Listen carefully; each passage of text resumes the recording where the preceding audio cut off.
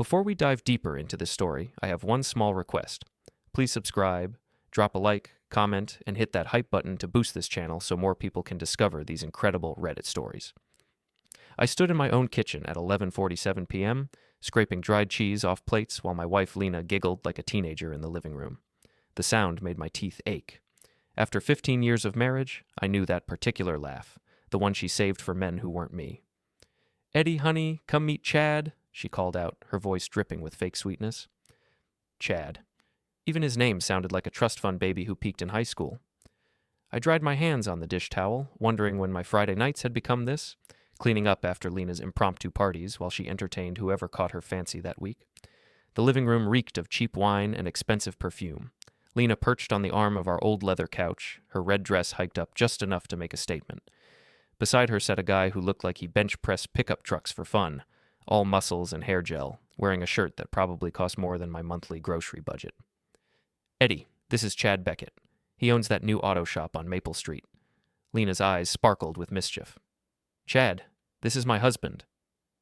The way she said husband made it sound like a disease. Chad stood up, extending a hand that could crush walnuts. "Nice to meet you, man. Lena's told me so much about you." "I'll bet she has." I shook his hand, noting the Rolex that probably cost more than my car. "All good things, I hope." "Oh, the best," Chad grinned, but his eyes said otherwise. Lena's friend Tina sat cross-legged on the floor, phone in hand, live streaming to her social media followers. "This is so cute, you guys. Like a real-life soap opera." Kris, Lena's coworker from the real estate office, nursed her third glass of wine and smirked at me. "Eddie, you don't mind us borrowing your wife for girls' night, do you?" "Girls' night. With Chad?" "Right." "Course not," I said, forcing a smile. "Just surprised to see a guy at girls' night." Lena's laugh turned sharp. "Oh, Eddie's such a traditionalist. He thinks men and women can't be friends."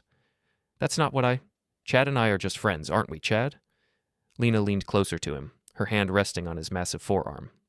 "The best of friends," Chad agreed, his voice dropping an octave.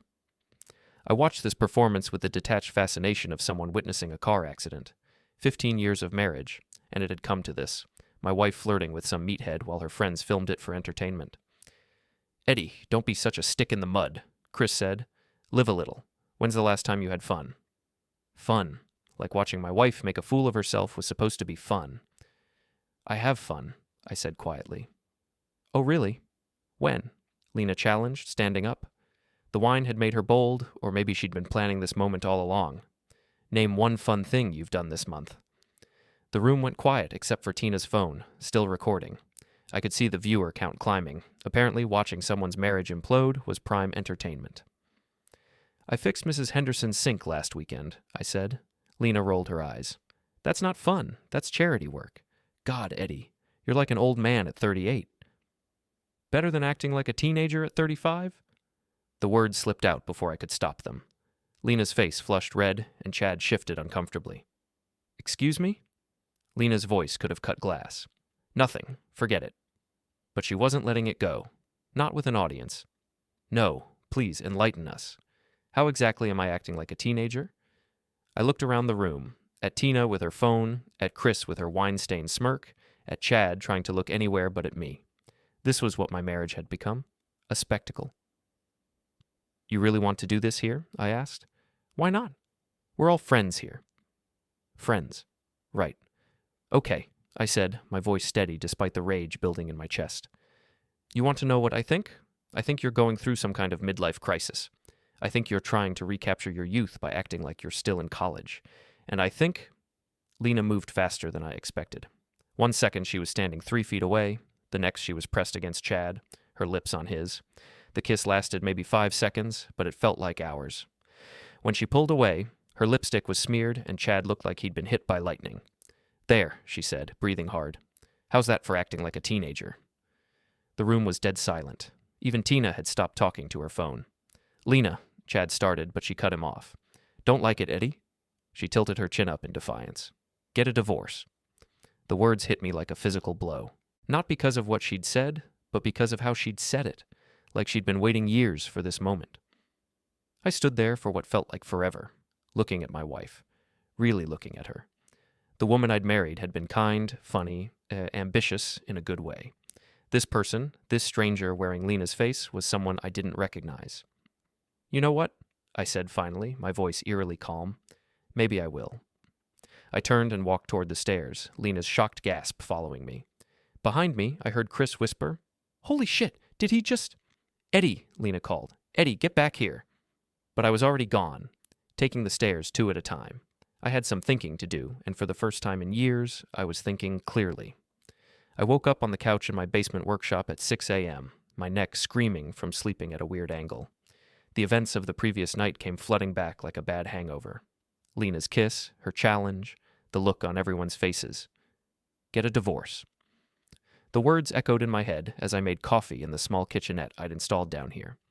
This had become my sanctuary over the years, the one place in the house where Lena never bothered me. My tools, my projects, my peace.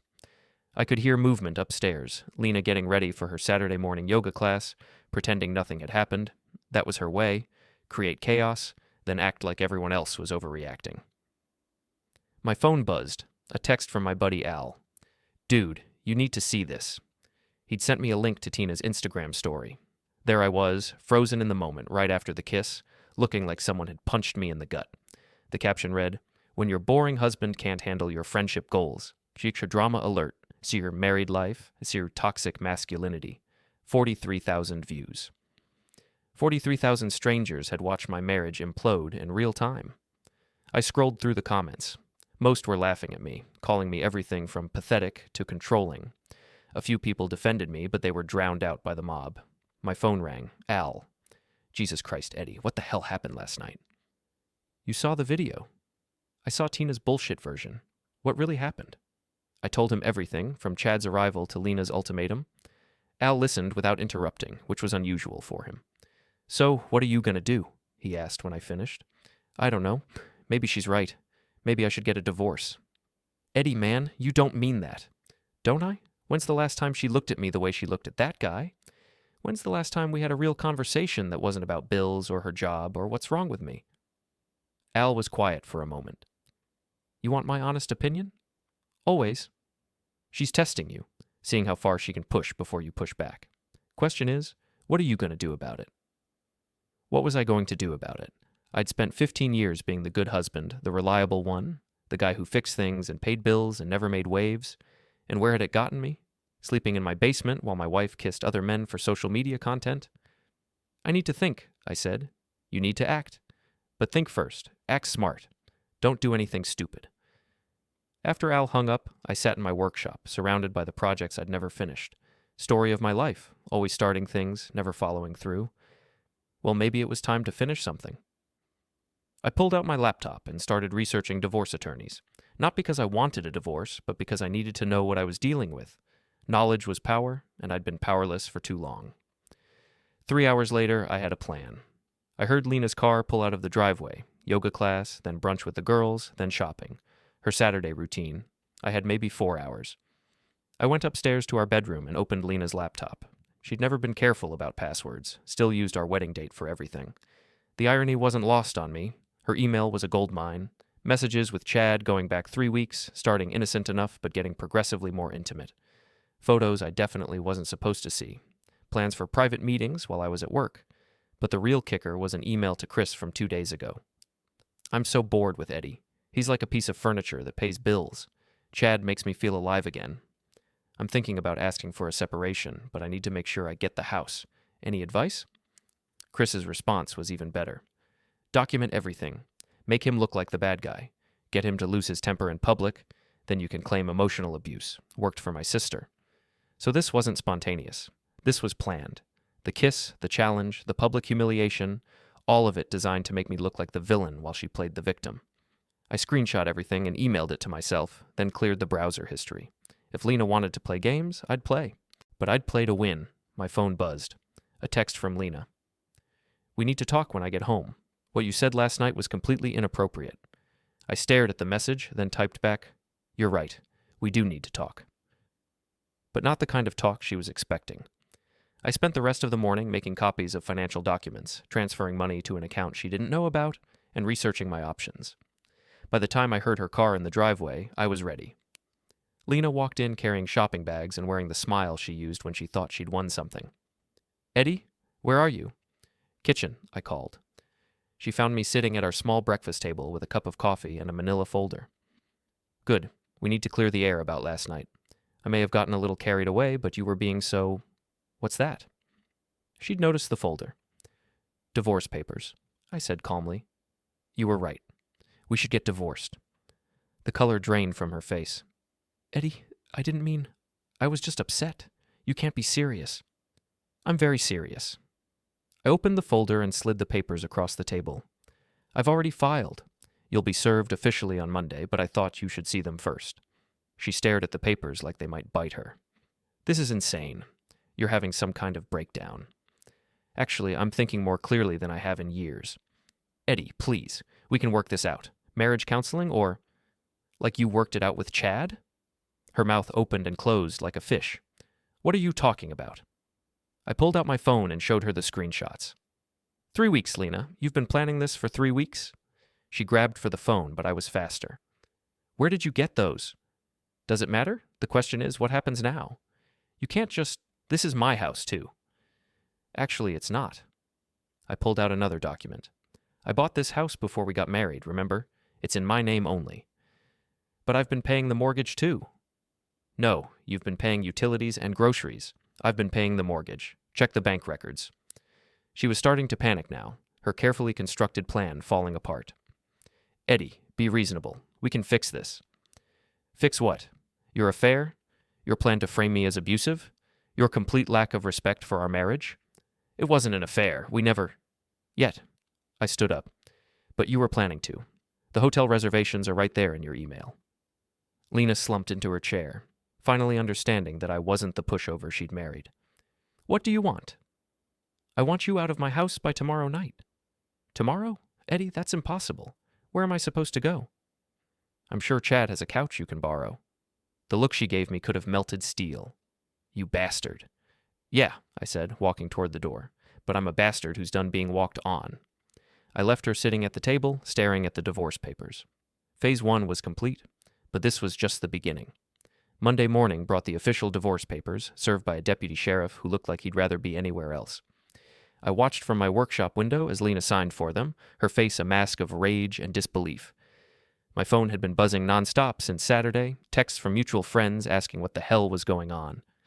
Apparently, Lena's version of events painted me as an unstable husband who'd snapped over an innocent kiss between friends. The first call came from Dave Martinez, a guy I'd known since high school. Eddie, man, what's this I hear about you filing for divorce over nothing? Nothing? Is that what she told you? She said you freaked out because she kissed a friend goodnight. Dude, that's pretty controlling behavior. I'd expected this. Lena was good at spinning stories, making herself the victim. Dave, did she mention the 3 weeks of planning? The hotel reservations? The emails about how to make me look like the bad guy? Silence on the other end. What emails? I told him about the evidence I'd found. Dave's tone changed quickly. Jesus, Eddie, I had no idea. She made it sound like you just lost it for no reason. That's what she does, makes me the villain in her story. But Dave was just the beginning. Over the next few days, I got calls from Tom, Jennifer, Mike, and Sarah, all mutual friends who'd heard Lena's version first. Most of them apologized once they heard the truth. Most, but not all. The ones who didn't apologize were the ones who mattered most. My closest friends, the people I'd trusted with everything. They'd chosen sides, and it wasn't mine. Wednesday night, I was at Murphy's Bar, the kind of place where the beer was cold and the conversation was honest. I'd been going there since college, back when life was simpler and betrayal was something that happened to other people. I was nursing my second beer when they walked in. Tom Bradley and Mike Stevens, my best friends since we were kids. We'd been through everything together. High school, college, my wedding, Tom's divorce, Mike's dad's funeral. I'd been best man at both their weddings. They saw me immediately but didn't come over. Instead, they took a table on the other side of the bar and ordered drinks, shooting glances my way like I was a dangerous animal. I finished my beer and walked over. Hey, guys. Tom looked uncomfortable. Mike just looked angry. Eddie, Tom nodded. Mind if I sit? Actually, Mike said, we do mind. That stopped me cold. Mike and I had been friends for 25 years. We'd never had a fight that lasted more than a day. What's going on? What's going on, Mike said, his voice getting louder, is that you're treating Lena like garbage because she has male friends. That's not... She came to Jennifer crying yesterday. Said you're trying to take her house, her car, everything, because she kissed a guy on the cheek. On the cheek? I couldn't believe what I was hearing. Mike, she kissed him on the mouth, in front of everyone, after planning an affair for 3 weeks. According to you, Tom said quietly. But you've been acting weird for months, Eddie. Paranoid, controlling. Controlling? When have I ever been controlling? You monitor her phone, Mike accused. I don't monitor anything. I found evidence of an affair on her laptop. Evidence you obtained illegally, Tom pointed out. That's called stalking, Eddie. I stared at my 2 oldest friends, seeing strangers. You think I'm stalking my own wife? Ex-wife, Mike corrected. And yeah, that's exactly what we think. The conversation was attracting attention. Other patrons were starting to stare, and the bartender was watching us carefully. Look, I said, trying to keep my voice level. I know how this looks, but if you'd just listen... We don't want to listen, Mike interrupted. We want you to leave Lena alone. She's my wife. She's a woman who's afraid of you. Mike stood up, his chair scraping against the floor. And if you can't see that, then you're sicker than we thought. The entire bar was watching now. I felt heat rise in my cheeks, the same humiliation I'd felt watching Lena kiss Chad. 25 years of friendship, I said quietly. And you're going to throw it away based on her lies? They're not lies, Tom said, also standing. Jennifer saw the bruises. What bruises? On her arms, from where you grabbed her. I felt the world tilt. I never touched her. I've never laid a hand on Lena in 15 years of marriage. Right, Mike said sarcastically. Just like you never stalked her emails. That's different. No, it's not. You violated her privacy, you're trying to steal her home, and now you're harassing her friends. Face it, Eddie, you're the problem. I looked around the bar at the faces staring back at me. Some looked sympathetic, others disgusted. All of them had heard Mike's accusations. You know what? I said, my voice carrying across the room. You're right. I am the problem. I'm the problem because I trusted people who don't deserve it. I'm the problem because I believed in friendship and loyalty and marriage vows. I'm the problem because I thought the people closest to me would want to hear the truth before they judged me. I pulled out my phone and opened the screenshots of Lena's emails. But since you want to talk about evidence, let's talk about evidence. I held up the phone so everyone could see. 3 weeks of planning an affair, hotel reservations, instructions on how to frame me as abusive. All right here in black and white. Mike grabbed for the phone, but I was ready for him. I stepped back, still holding it up. Eddie is like a piece of furniture that pays bills, I read aloud. I need to make him look like the bad guy so I can get the house. That's enough, Tom said. Get him to lose his temper in public, then claim emotional abuse, I continued. Sound familiar, Mike? Because that's exactly what's happening right now. The bar had gone completely quiet. Even the jukebox seemed to have stopped playing. Those could be fake, Mike said, but his voice lacked conviction. Could be, but they're not. I put the phone away. And deep down, you know they're not. You know Lena well enough to know she's capable of this. Tom and Mike exchanged glances. For a moment, I thought I might be getting through to them. Then Mike shook his head. Even if those are real, it doesn't excuse your behavior. Spying on your wife, throwing her out of her home. My home, I corrected. Whatever. The point is, you're acting like a psycho. That was it. The last straw. 25 years of friendship, and this was how it ended, with my best friend calling me a psycho in front of a room full of strangers. You know what, Mike? You're absolutely right. I am acting crazy. Crazy enough to think my friends would have my back, crazy enough to believe that loyalty meant something, crazy enough to think that the truth mattered. I threw a 20 on their table. Drinks are on me, boys. Consider it a farewell gift. I walked toward the door, feeling every eye in the place on me. At the threshold, I turned back. When you figure out who Lena really is, I said, loud enough for everyone to hear, don't come looking for apologies. I'll be too busy living my life to care. The door slammed behind me with a satisfying bang. I was alone now, truly alone, but for the first time in weeks, I felt free. The war was just beginning. 2 weeks after the confrontation at Murphy's bar, I was a pariah in my own town. Lena's story had spread like wildfire. The poor, abused wife whose controlling husband had snapped over an innocent friendship. She'd played the victim so well that even people who barely knew us were taking sides. I'd lost most of my friends, gotten dirty looks at the grocery store, and had my tires slashed twice. The local coffee shop where I'd been going for 10 years suddenly couldn't make eye contact when I ordered. This was small-town justice at its finest, guilty until proven innocent, and sometimes not even then. But I wasn't sitting idle. I'd hired Patricia Hawkins, the toughest divorce attorney in the county, and she was building a case that would make Lena's head spin. The emails, the financial records, the documented lies, it was all coming together. "She's made a crucial mistake," Patricia told me during our Thursday meeting. "By claiming abuse, she's opened herself up to a defamation suit if we can prove she's lying." "Can we prove it?" "Eddie, she documented her own lies. Those emails are a prosecutor's dream. Plus, I've been doing some digging on her boyfriend." "Chad? What about him?" Patricia smiled like a shark. "Chad Beckett has been married 3 times. All 3 divorces involved allegations of adultery.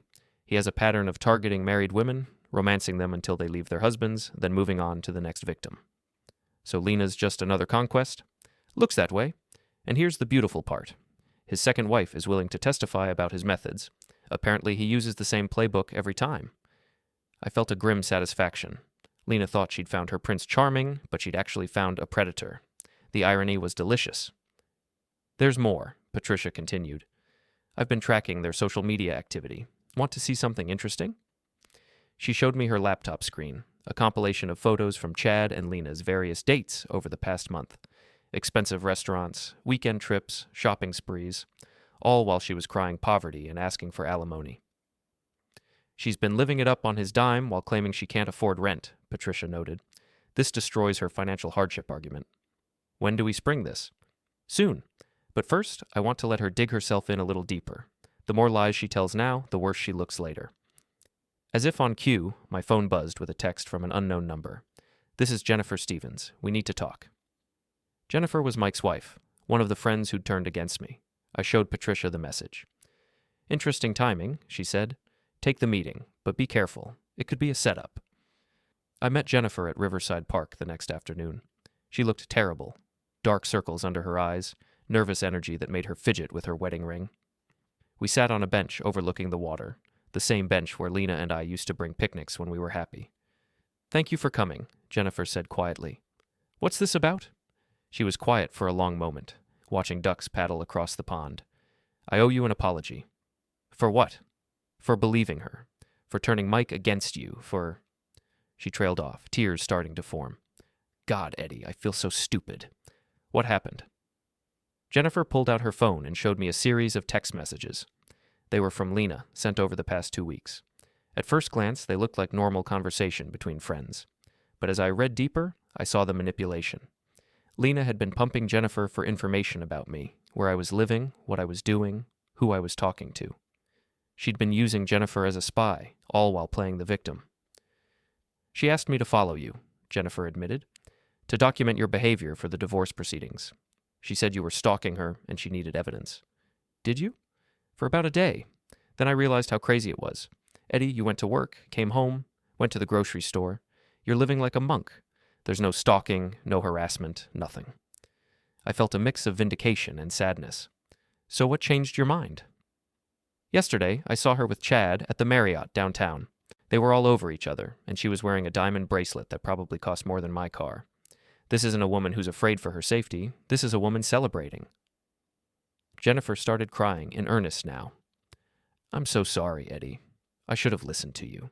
I should have trusted my instincts." "What about Mike?" "He's stubborn. He doesn't want to admit he was wrong, but I think he's starting to have doubts too." We sat in silence for a while, watching the ducks and processing the weight of betrayal. Jennifer had been like a sister to me for 15 years. Losing her friendship had hurt almost as much as losing my marriage. "What are you going to do?" she asked finally. "What I should have done from the beginning. Fight back." "Eddie, be careful. Lena's desperate now, and desperate people do crazy things." She was more right than she knew. That night, I got home to find my front door standing open. My first thought was burglary, but nothing seemed to be missing. Instead, things had been moved around, subtly, but enough that I noticed. Someone had been searching my house. I called the police, but Officer Rick Martinez, Dave's cousin, barely went through the motions. "Maybe you forgot to lock up," he suggested. "Happens to everyone." The door was wide open when I got home. Could have been the wind. Right, the wind that also went through my desk drawers and filing cabinets. I installed security cameras that weekend, 6 of them, covering every angle of the house. If someone wanted to play games, I'd make sure I had evidence. I didn't have to wait long. Tuesday night, the motion sensors triggered at 2:17 a.m. I watched on my phone as two figures approached my house, Chad and another man I didn't recognize.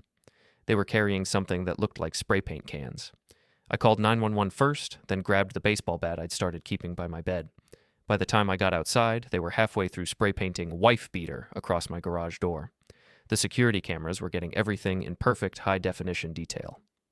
"Hey!" I shouted. Chad spun around, nearly dropping his spray can. "Eddie, this isn't what it looks like." "Really? Because it looks like vandalism, and trespassing, and harassment." The other guy, younger, probably one of Chad's employees, looked ready to run. Chad, to his credit, stood his ground.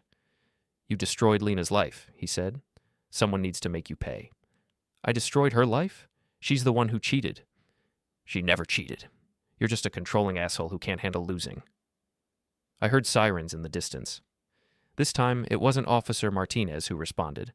It was Sergeant Williams, a cop I'd gone to high school with. "Eddie, what's going on here?" I explained the situation while Chad and his friend stood there looking increasingly uncomfortable. The security footage was clear as day. Two men vandalizing private property at 2 a.m. "Chad Beckett?" Sergeant Williams looked surprised. "Aren't you the guy who owns that auto shop?" "Yeah, but..." "And you're here spray painting this man's house because..." Chad's explanation sounded pathetic even to him. Sergeant Williams wasn't buying any of it. "Here's what's going to happen," he said. "You're both going to clean this up right now with materials you're going to purchase. Then you're going to stay away from Mr. Mallory and his property. If I see you here again, you'll be spending the night in jail." As Chad and his friend scrubbed paint off my garage at 3 a.m., I felt the tide beginning to turn. The security footage would be devastating in court. It showed premeditation, harassment, and destruction of property. More importantly, it showed Chad's true character. I texted Patricia, "We need to move up our timeline. I've got new evidence." Her response came immediately. "Perfect. Let's end this." The final phase was about to begin. The deposition was scheduled for the following Friday at Patricia's office.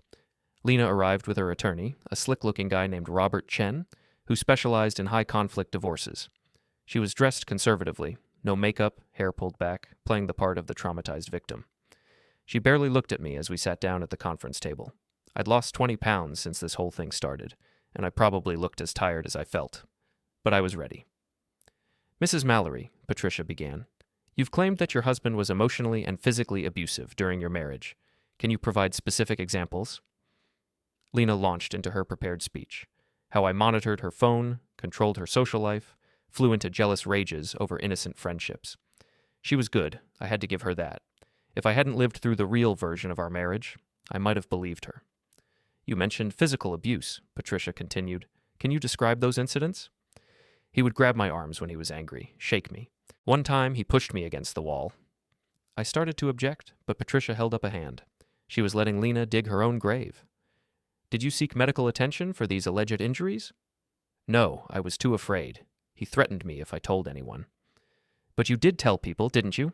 You showed bruises to Jennifer Stevens?" "Yes, because I was scared. I needed someone to know what was happening." Patricia nodded sympathetically, then opened her laptop. "Mrs. Mallory, I'm going to show you some evidence we've obtained. Can you identify this email address?" She turned the screen toward Lena. It was the email account Lena had been using to communicate with Chad, the one with all the incriminating messages. Lena's face went pale. Where did you get that?" "Is this your email address, Mrs. Mallory?" "I don't have to answer that." "Actually, you do. This is a deposition under oath." Lena looked at her attorney, who nodded reluctantly. "Yes, it's my email." "And can you explain this message sent to Chad Beckett on March 15th? Patricia read from the screen. "I'm so bored with Eddie. He's like a piece of furniture that pays bills. Chad makes me feel alive again." That's taken out of context. What context would make that appropriate for a married woman to send to another man? Silence. Patricia continued reading. "I'm thinking about asking for a separation, but I need to make sure I get the house. Any advice?" "I was just venting." "And this one to Kris Thompson. Get him to lose his temper in public, then claim emotional abuse. Worked for my sister." The room went dead quiet. Even Lena's attorney looked shocked. "Mrs. Mallory, were you planning to fabricate abuse allegations against your husband?" "No, that's not what that means." "Then what does it mean?" Lena was floundering now. her carefully constructed story falling apart. I was upset. People say things when they're upset. People plan elaborate schemes to defraud their spouses when they're upset? Objection, Chen interjected weakly. This isn't a trial, counselor. Your client needs to answer the question. Patricia spent the next 2 hours systematically destroying every lie Lena had told. The hotel reservations with Chad, the financial records showing her expensive lifestyle, the timeline proving she'd been planning the affair long before our confrontation. But the coup de grace came when Patricia played the security footage from my house. Mrs. Mallory, did you ask Chad Beckett to vandalize your husband's property? I don't know what you're talking about. This is footage from Tuesday night, showing Mr. Beckett spray painting wife beater on Mr. Mallory's garage door. Were you aware of this plan? On the screen, Chad was clearly visible, spray can in hand. The timestamp showed 2:17 a.m. He didn't tell me he was going to do that. But you knew he was harassing your husband? No. Patricia pulled out her phone and showed another message. This one from Lena to Chad, sent at 1:45 a.m. that same night. Make sure he knows what people think of him. Game over. Lena broke down completely, sobbing and admitting that she'd maybe exaggerated some things, but insisting she'd never meant for it to go this far. Her attorney looked like he wanted to crawl under the table. Mrs. Mallory, Patricia said quietly, you've committed perjury, fraud, and conspiracy to commit harassment. My client would be within his rights to press criminal charges. Please, Lena whispered. I'm sorry. I made mistakes, but I don't deserve to go to jail. What do you deserve? Lena looked at me for the first time all day. Her eyes were red and puffy, her victim costume disheveled. She looked like what she was, a woman who'd been caught in a web of her own lies. I deserve to lose, she said quietly. Patricia and I exchanged glances. We had her completely beaten, but I wasn't interested in destroying her life. I just wanted my life back. Here's what's going to happen, I said, speaking for the first time since the deposition began. You're going to sign an agreement admitting that you fabricated the abuse allegations. You're going to make a public statement clearing my name. You're going to pay for the damage Chad did to my property. And you're going to stay out of my life forever. What about alimony? Chen asked. What about it? She committed fraud. She's lucky I'm not pressing charges. And the house? Was never hers to begin with. Lena nodded miserably. What about my things? You can get them this weekend, supervised. And Chad? I almost smiled. Chad's not my problem anymore, but you might want to ask his ex-wives how that relationship usually ends. The paperwork was finalized the following Monday. Lena signed everything without argument, her fight completely gone. The public statement ran in the local newspaper and on social media, a full retraction of her abuse allegations and an apology for the misunderstandings that had occurred. The response was immediate. My phone started ringing with calls from friends who wanted to apologize, neighbors who'd heard the real story, even strangers who'd seen the social media posts and wanted to offer support. Mike called on Wednesday. Eddie, man, I'm so sorry. I should have listened to you. Yeah, you should have. Is there any way to fix this? I thought about it for a long moment. 25 years of friendship, destroyed by a few weeks of lies. Could something like that be repaired? Maybe, I said finally. But it's going to take time. A lot of time. I understand, whatever it takes. Tom called the next day with a similar apology. Jennifer had already reached out, crying and begging forgiveness. One by one, the people who'd turned against me were coming back, hat in hand. But some bridges, once burned, can't be rebuilt. Some trust, once broken, can't be restored. I was willing to forgive, but I wasn't willing to forget. 6 months later, I was sitting in my workshop, putting the finishing touches on a rocking chair I'd been building. It was the first project I'd completed in years. It turns out I had a lot more motivation when I wasn't walking on eggshells around someone else's mood swings. The house felt different now, lighter. The oppressive atmosphere that had hung over everything during the final years of my marriage was gone, replaced by something I hadn't felt in a long time. Peace. My phone buzzed with a text from Al. You need to see this. He'd sent me a link to another social media post, this one from Tina, Lena's former best friend. It was a long, rambling rant about fake friends and women who lie about abuse. Apparently, Lena's social circle had imploded once the truth came out. Tina, Kris, and the rest of her enablers had turned on her faster than sharks smelling blood. The post included screenshots of messages Lena had sent, begging for forgiveness and claiming she'd been manipulated by Chad. It was pathetic, but I felt no satisfaction in her downfall. I just felt tired. Chad, as predicted, had moved on to his next victim within a month of the deposition. Lena had tried to maintain the relationship, but he'd ghosted her completely once the legal troubles started. She'd been left with nothing, no husband, no boyfriend, no friends, and no money. She was currently living with her sister in Albany, working as a receptionist at a dental office. It was a far cry from the glamorous life she'd envisioned with her auto shop owner. I'd heard all this through the small-town gossip network, the same network that had once painted me as a monster. Now those same voices spoke of Lena with pity and disgust. The wheel had turned full circle. There was a knock at my door, unusual for a Saturday evening. I found Jennifer Stevens on my porch, holding a casserole dish and looking nervous. "Hi, Eddie. I brought dinner." "You didn't have to do that." "I know. I wanted to." I let her in, and we sat in the kitchen where Lena had once thrown her ultimatum. It felt like a lifetime ago. "How are you doing?" Jennifer asked. "Better, different, but better." "Any regrets?" I considered the question. "About the divorce? No. About how it happened? Maybe. I wish it could have been cleaner." "She didn't give you much choice." "No, she didn't." Jennifer was quiet for a moment, then said, "Mike's been struggling with what happened. He feels terrible about abandoning you." "He should feel terrible. You all should." "We do. Every day." I looked at this woman who'd been like family to me for 15 years. The betrayal still stung, but the anger was fading. Life was too short to carry that much resentment. "How is Mike?" "Scared. He's afraid he's lost his best friend forever." "He hasn't. But things are different now." "Different how?" "I know who my real friends are. The ones who stood by me when it mattered, and the ones who didn't. That changes things." Jennifer nodded sadly. "I understand." After she left, I sat on my back porch with a beer, watching the sun set over the mountains. The rocking chair I'd been building sat beside me, finally complete after months of work. It was solid, well-made, built to last, like the new life I was constructing. My phone rang. The caller ID showed a number I didn't recognize. "Hello? Eddie? It's Lena." I almost hung up, but curiosity got the better of me. "What do you want?" I wanted to say I'm sorry, really sorry, for everything." Her voice was thin, cracked. "Okay," she said.